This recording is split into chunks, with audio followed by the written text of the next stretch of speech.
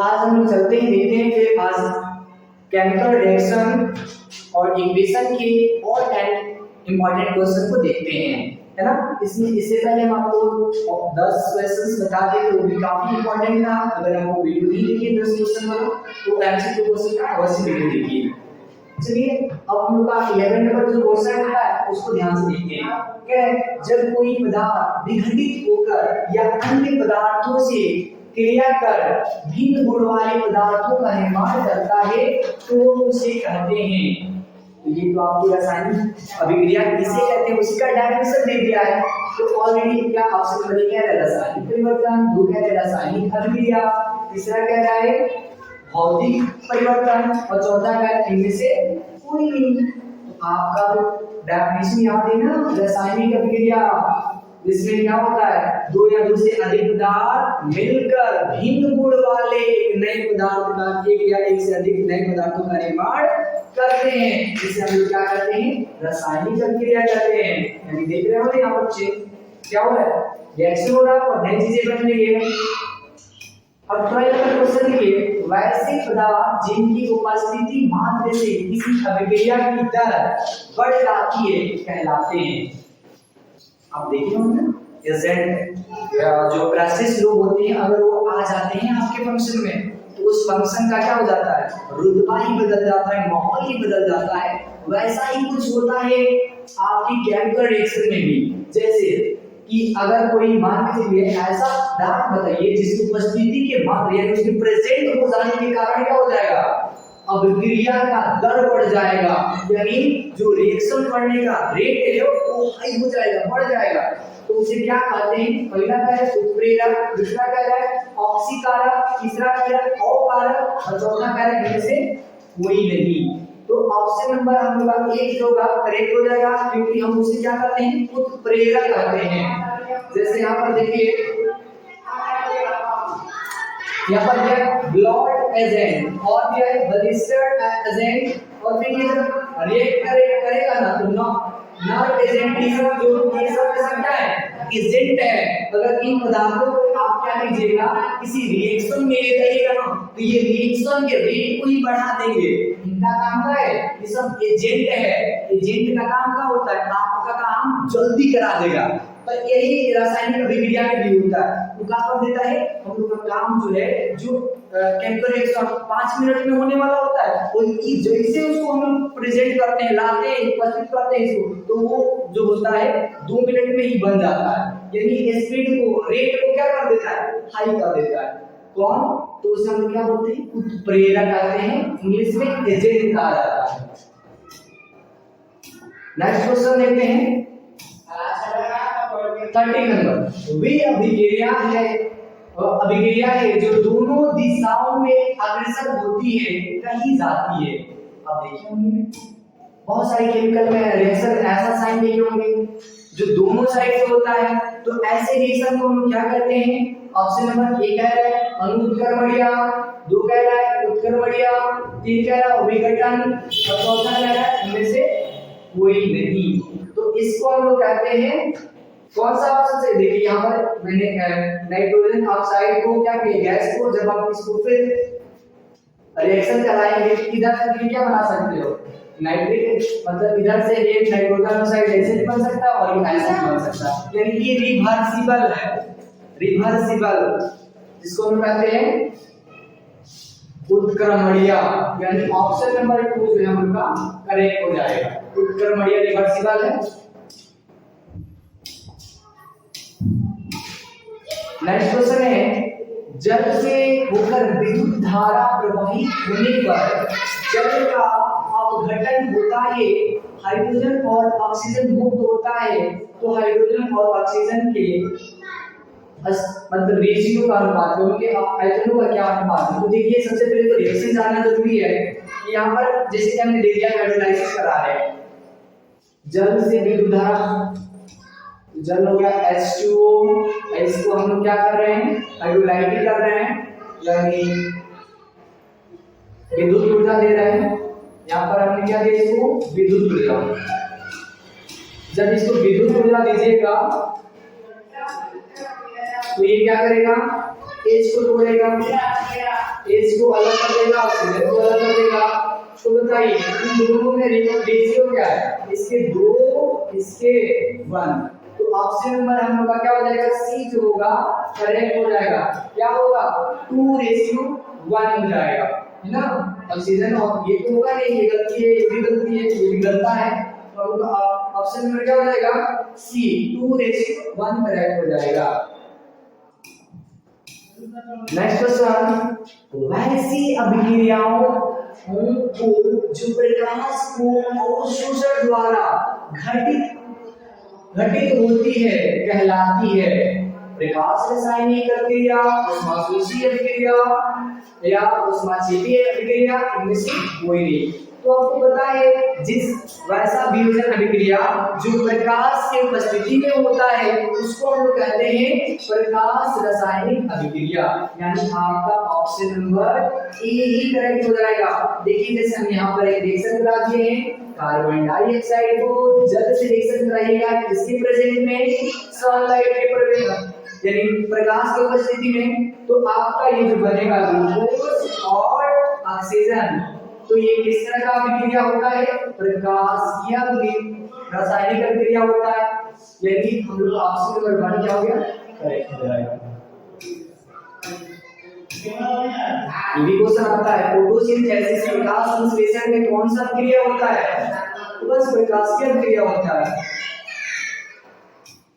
Question number 16 देखते हैं, वैसे पदार्थ जो अन्य पदार्थों को अवकृत करने की क्षमता रखते हैं उन्हें क्या कहते हैं? देखिए वैसे पदार्थ जो क्या कर देते हैं? एक दूसरे पदार्थ को अवकृत कर देते हैं। जैसे ये आप देख रहे हो ये फेरस ऑक्साइड क्या कर देता है? जो किसी दूसरे लोहा को क्या कर देगा? अवकृत कर देगा, उसको खराब कर देगा। तो इसका मतलब ये हुआ कि जो अवकृत कर रहा है उसको क्या कहेंगे? उस पदार्थ को क्या कहा जाता है? ऑप्शन दिया है, पहला ऑक्सीकारक, अवकारक, अपघटक और इनमें से कोई नहीं। तो हम लोग का अवकारक कहलाता है जो हमें हमारे पदार्थ को क्या कर रहा है? डिफेक्ट कर रहा है, खराब कर रहा है, उसको हम कहते हैं अवकारक। क्वेश्चन नंबर 17 देखते हैं, वह न्यूनतम तापक्रम जिस पर कोई पदार्थ जलना प्रारंभ करता है तो उस पदार्थ का क्या कहा जाता है? पहला ऑप्शन नंबर देखिए 1 जो है उसका दहनता, दूसरा कह रहा है ज्वलनता, तीसरा कह रहा है 1 और 2 दोनों, और चौथा कह रहा है इनमें से कोई नहीं। तो देखिए वह न्यूनतम ताप और कम से कम ताप जिस पर कोई पदार्थ क्या हो जाता है? कोई पदार्थ जो होता है जलना स्टार्ट करता है, शुरू करता है, तो ऐसे ताप को हम कहते हैं ज्वलन ताप। क्या कहा जाता है? ज्वलन ताप। जिस ताप पर कोई वस्तु जलना स्टार्ट करता है उस ताप को हम कहते हैं ज्वलन ताप। फ्लेमेबल टेम्परेचर के नाम से जाना जाता है। क्वेश्चन नंबर 18, भोजन का पचना तथा पकना किस प्रकार की अभिक्रिया है? जैसे देखिए यहाँ पर भोजन का डाइजेशन हो रहा है, पच रहा है, और या भोजन को क्या कर रहे हैं? पकाते हो। उस समय भी भोजन को पकाने में या पचाने में आपको एक चीज की आवश्यकता पड़ती है जो है ऑक्सीजन। जैसे किसी भी वस्तु को आप जला रहे हो तो उसमें किस चीज की आवश्यकता होती है? ऑक्सीजन की आवश्यकता होती है ना। विदाउट ऑक्सीजन को थोड़ा बर्निंग करना क्या हो जाता है? थोड़ा डिफिकल्ट हो जाता है, जलता नहीं है चीजें। देखिए ऑप्शन क्या कह रहा है? कह रहा है ऊष्माक्षेपीय अभिक्रिया है, ऑक्सीकरण अभिक्रिया है, ऑक्सीकरण को ही चल कहते हैं। चौथा कह रहा है इसमें विघटन अभिक्रिया है।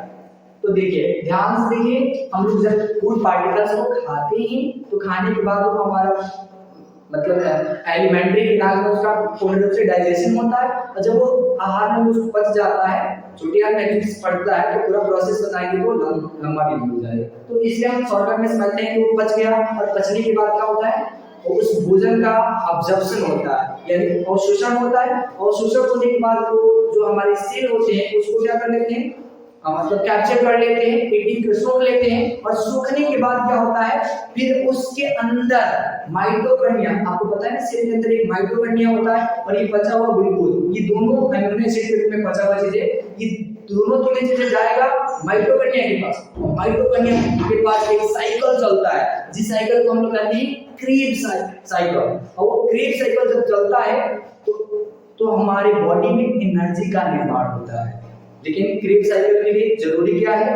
आपका पचा हुआ भोजन, भोज्य पदार्थ और ऑक्सीजन, हवा यानी वायु O2 चाहिए, तब जाके वो क्रेब साइकिल चलेगा और फिर शरीर में एनर्जी बनेगा। इसलिए तो कहते हैं माइटोकॉन्ड्रिया को power house of the cell, है ना, कोशिका का ऊर्जा गृह कहा जाता है। तो देखिए अब बताइए, अब समझ में आया होगा कि जो हम लोग का भोजन का पाचन है वह कैसी अभिक्रिया है। तो ऑप्शन नंबर आपका थर्ड होगा, वो करेक्ट होगा, ऑक्सीकरण होगा। ऑक्सीकरण अभिक्रिया मतलब वैसी अभिक्रिया जिसमें ऑक्सीजन मिले, झूठे एड हो। तो बताओ खाना के पचने में ऑक्सीजन की आवश्यकता होती है? बिल्कुल होती है। तो इसमें ऑप्शन नंबर हम लोग का कौन सा करेक्ट होगा? थर्ड सही है ना, ये थर्ड सही है। नेक्स्ट क्वेश्चन नंबर 90 देखते हैं। एलपीजी गैस रिसाव का पता किससे लगता है? पहला अमोनिया से, एथिल मार्केटॉन से, तीसरा मीथेन से, चौथा इनमें से कोई नहीं। तो आप देखे होंगे ये जो आप सिलेंडर देख रहे हैं, सिलेंडर आयरन सिलेंडर, इस एलपीजी में आपको पता है एक एलपीजी में 3 चीजें मिक्स रहती है। क्या क्या? मीथेन,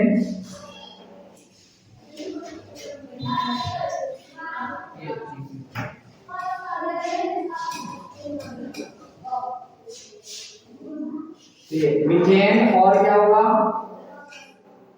C2H8 और होता है आपका एक C4H10। ये 3 चीजें जो होता है मीथेन और प्रोपेन, ये भी नहीं होगा आपका C3H6। ये हो जाएगा आपका ब्यूटेन, प्रोपेन और इथेन। ये 3 जो है यही 3 मिलकर एलपीजी गैस बनाते हैं। क्लियर करते हैं क्या? कौन सा गैस बनाएंगे? एलपीजी। एलपीजी जिसका फुल फॉर्म होता है लिक्विफाइड पेट्रोलियम गैस। ये 3 चीजें तीनों जो है कौन कौन? ब्यूटेन, प्रोपेन और इथेन, ये तीनों मिलकर क्या बना है? एलपीजी। और ये एलपीजी में ये तो इस गैस की भरा रहता है, लेकिन कभी-कभी क्या होता है लीकेज से बचाने के लिए, मान लीजिए इतना सारा सिलेंडर है, कोई भी एक लीकेज हुआ ना तो पूरा ब्लास्ट कर देगा, सब खत्म हो जाएगा। तो इसमें क्या किया जाता है कि हमारे जो कंपनी वाले हैं या हमारे जो साइंटिस्ट एक दिमाग लगाए और उसमें एक चीज मिला दिए जिसको हम कहते हैं एथिल मार्केटॉन। क्या कहते हैं? एथिल मार्केटॉन एक ऐसा केमिकल है जो इतना खराब बदबू देता है ना, आपको पता चल जाएगा। यानी जब भी किसी गैस से लीकेज होता है, रिसाव होता है, तो आपको कैसे देखते हुए पता चल जाता है कि खराब स्मेल आने लगता है, तो कहीं गैस का रिसाव हो गया है, गैस लीकेज कर रहा है, तो पता चल जाता है। तो उसके अंदर क्या मिला दिया जाता है? इथाइल मार्केटॉन मिला दिया जाता है ना, जिसकी वजह से क्या पता चल जाता है? हमें पता चल जाता है कि गैस लीकेज कर रहा है। नेक्स्ट क्वेश्चन, ये लास्ट क्वेश्चन है, ध्यान से देखिए इसको। क्या है? संचारण किस प्रकार की अभिक्रिया है? पहला अपचयन अभिक्रिया, अवक्षेपण अभिक्रिया, संयोजन अभिक्रिया, उपचयन अभिक्रिया। देखिए संचारण, संचारण में आपको देखिए जैसे मैंने यहाँ पर कुछ आयरन फ्री लेयर का है, यानी कांटे हो रहा है, तो इसको देखिए कांटी जो है कुछ समय के बाद वो क्या हो जाएगी? इसके रस लग जाएंगे, जंग लग जाएंगे। तो ये जंग किसके कारण लगा? मॉइस्चर की कमी से, मॉइस्चर के कारण, नमी के कारण। पहला कारण, और नमी में क्या है? O2 है, और जिस चीज में O2 जुड़ा कि वो कौन सा अभिक्रिया हो जाएगा? उपचयन अभिक्रिया। उपचयन को ही तो ऑक्सीकरण अभिक्रिया कहते हैं। यानी कैसी अभिक्रिया हो गया? संचारण किस प्रकार की अभिक्रिया है? उपचयन अभिक्रिया है। यानी ऑप्शन नंबर 4 जो हो जाएगा हम लोग का करेक्ट हो जाएगा, है ना। तो आज के लिए इतना ही हो, तो फिर मिलते हैं अगले वीडियो में, तब तक के लिए जय हिंद।